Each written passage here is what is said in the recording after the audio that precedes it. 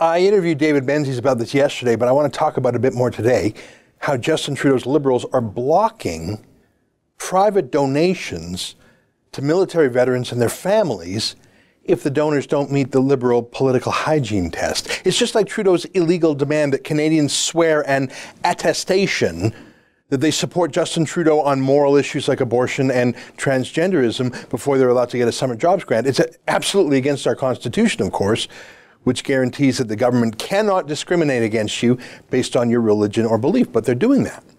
So Trudeau banned about 1,400 companies and organizations from accessing the summer jobs program because they had a conservative point of view on moral issues. Imagine for a moment if Stephen Harper had required citizens to say they agreed with him on some moral issue before letting them have access to some government spending program like welfare that had nothing to do with the moral issue in question anyways. There would be mass protests, there would be mass lawsuits, there would be demands that the Governor General remove him as unfit to be Prime Minister. But really, in this case, 95% of the media and legal and political establishment agrees with Trudeau.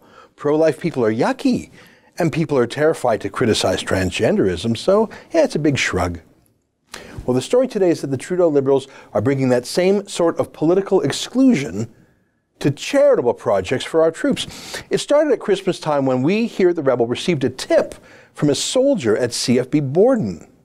He sent me a copy of the official newspaper on the base, which talked about Christmas hampers, basically a food bank. It being Trudeau's army now, they don't call them Christmas hampers anymore because the word Christmas is banned, just like the word mankind is being replaced with peoplekind. But what shocked me was that these Christmas hampers weren't for people in the neighboring community around the base. It was for soldiers on the base who are living in poverty while they work for the Canadian Forces, a food bank on the base for soldiers. And what irked me doubly was that Trudeau's propaganda magazine, the base newsletter, was asking that other soldiers fill in that gap, that instead of the government helping to top up the poor soldiers, other soldiers should do that. Well, we immediately decided to help. As you know, we like to do crowdfunding, especially for military causes. I don't know if you remember, at Sun News, we raised $100,000 for the son of Nathan Cirillo, the Canadian soldier who was killed by a Muslim terrorist at the National War Memorial in Ottawa. And we raised money for the college fund for the 2 children of Christopher Spear, the U.S. Army medic murdered by Omar Khadr. So we love helping our troops, or in the case of the Spear kids, our allies' troops. And we set ourselves a modest goal for CFB Borden, $10,000 for their Christmas hampers. Well, of course, our viewers are so generous, we actually raised more than $15,000. That would be enough to cover the whole tab for the Christmas hampers, I think. But when our own David Menzies went to the base to drop off the check, they refused it. They literally refused it. By they, I don't mean the ordinary soldiers, certainly not the soldier who wrote to us confidentially to ask for help. No, I mean the PR soldiers, the political brass, the ones who follow the interests of Justin Trudeau as opposed to the interests of the rank and file. They literally told David to go away. They literally refused to let us give the donations to the needy soldiers. They blocked us. Their excuses were so lame, and they kept changing. First they said they didn't need the money. Soldiers on the base had already come up with enough. I'm not sure if I believe that. And if a soldier's family is short of money for groceries in December, they're probably going to be short of money for groceries in January also. But we said, hey, no problem. Take the money and keep it for next year. Do whatever you want with it. It's for the soldiers. They said, no. And they came up with another excuse.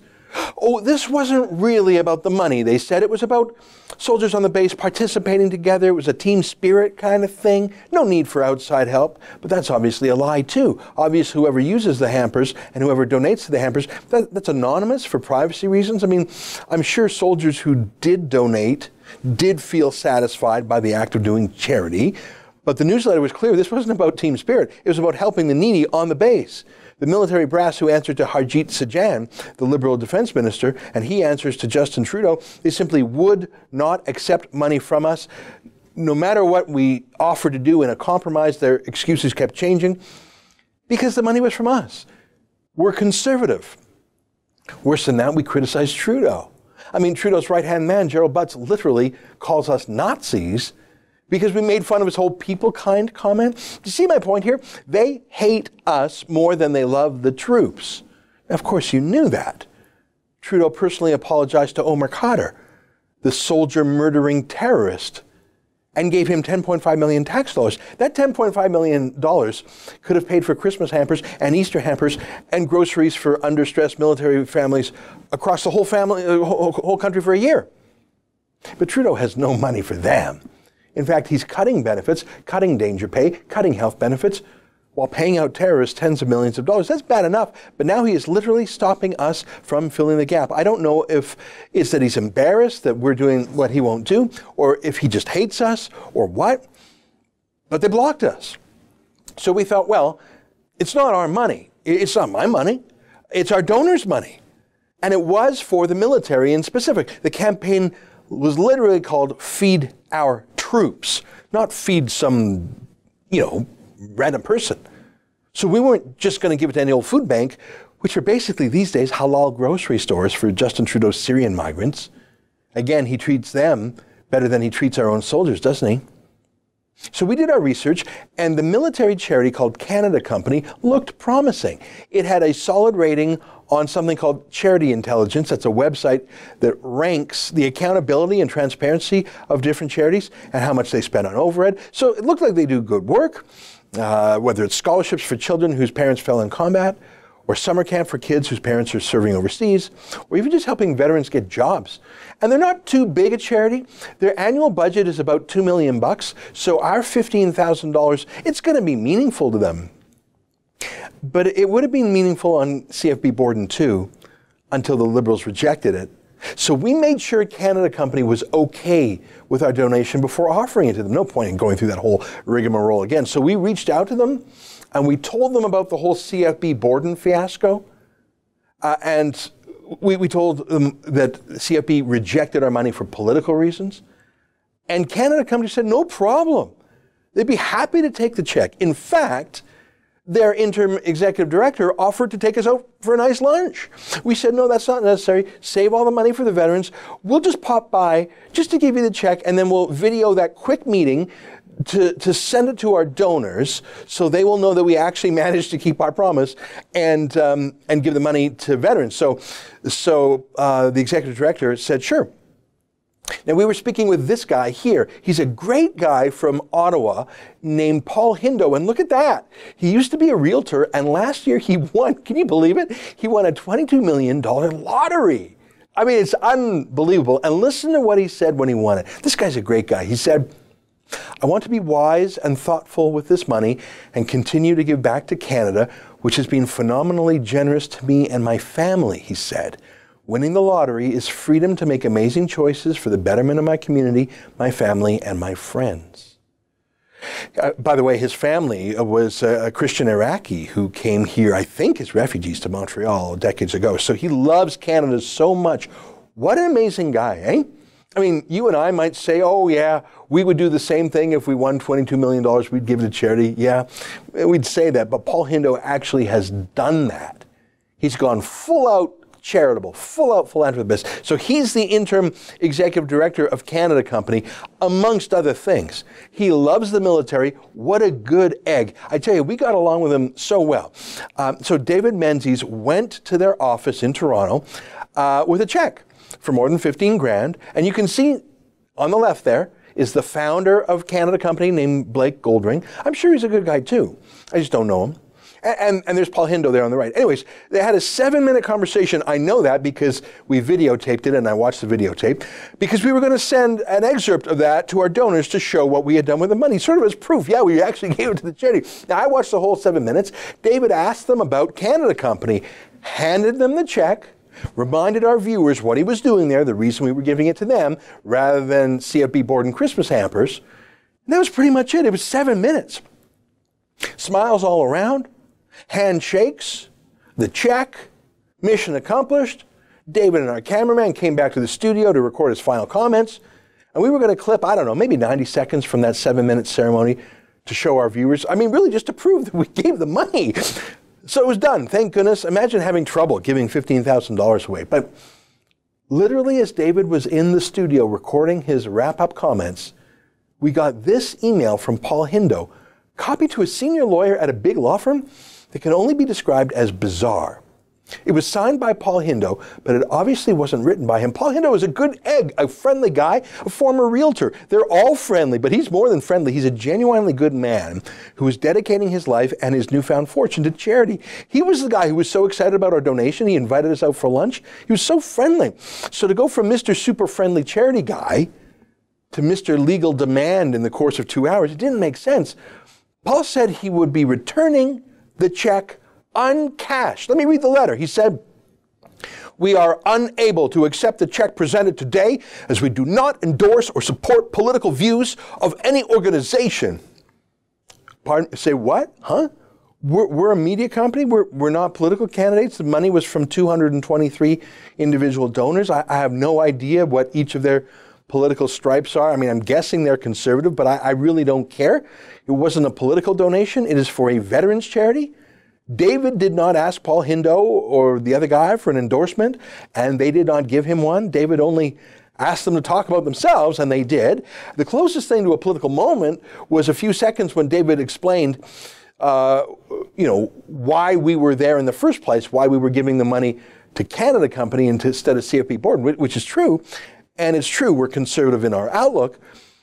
But what does that have to do with returning our check? Denying $15,000 to, for example, their camp for military kids or scholarships to orphan kids because they don't like our politics? They're going to deny military orphans a scholarship because they don't like that we're conservative? I'm sorry, I just don't believe that was Paul Hindo. And look at this line in the letter.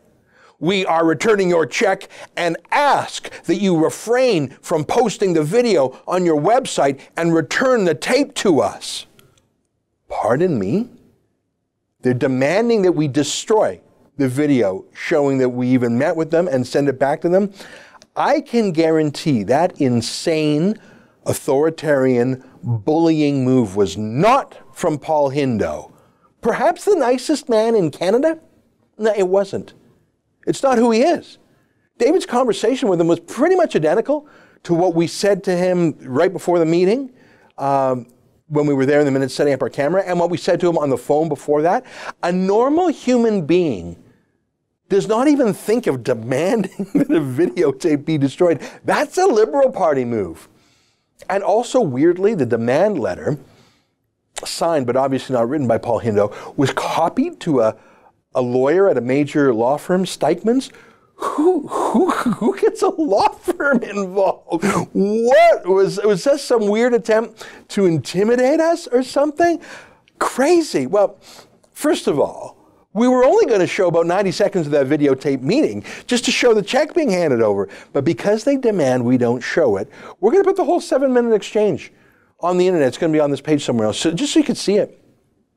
It's not that interesting, actually, other than you can see both Paul Hindo and Blake Golding do not object in any way to anything David says. And by the way, David really doesn't really say anything of note other than here's the money. But that's all detail. The essence of the story is this. This is the second time that a hidden hand has come in to swat away money destined for our troops in need or our veterans in need. I am not sure if this is designed to hurt us here at the Rebel. I don't know how it does. I mean, it's not our money, it's our donors' money. Even if it were our money, I'm not sure how not taking our money would hurt us. That just doesn't make a lot of sense to me. Doesn't make sense in terms of the mandate of this charity called Canada Company. They're supposed to be a charity, not a political values test, checking to make sure you attest to have the right views on Justin Trudeau before they'll let money go through to the kids. That is weird. It's like that summer jobs attestation to get the summer jobs grant. But in this case, it's Liberals punishing the children of soldiers. I know Paul Hindo didn't do this. Who knows? Maybe it was Blake Golding. He gives about $1,000 a year to the federal Liberal Party. Just in the past few years, he's given them about $10,000. So he is a major Liberal donor. Maybe he did this. Like I say, that letter was definitely not written by Paul Hindo, even though it was signed by him. I called Paul Hindo on the phone. I got his voicemail. I left him a detailed message. And I wrote a few times to him by email, and he wrote back to me a couple times. I said, I'm happy to make sure we emphasize that Canada Company is nonpartisan and non-political.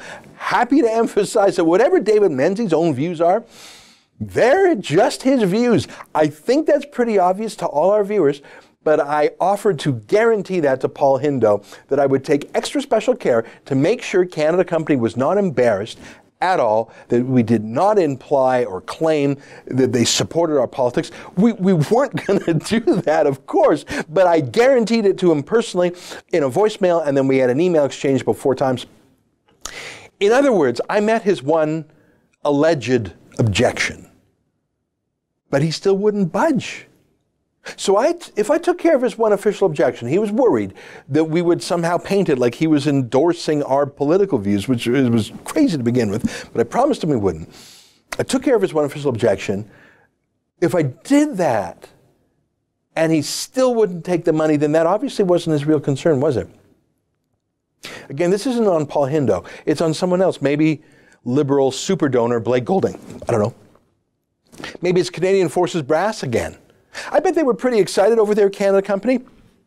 $15,000 check, just walking in off the street. They probably mentioned it to someone political in the Canadian Forces, since Canada Company works quite closely with the PR brass at the Canadian Forces. I bet that's when it hit the fan. The rebel? You took money from the rebel? Paul, don't you know we refused to take their money at CFP Borden?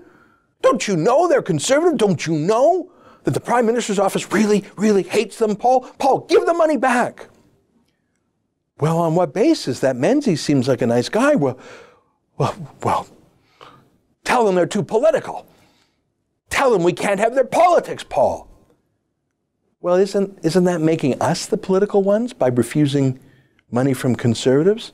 No, Paul. See, it's not discrimination when we Liberals do it. Trust me, it worked for the Summer Jobs Grant. Liberals can give donations to the veterans. Liberals can do it. Not that they would. They're more into giving money to Omar Khadr. But if a Liberal ever wants to donate money to a veteran, or if a Liberal media company ever raises money from their viewers for a veteran, we'll take that money, Paul, sure. But not these really gross conservatives.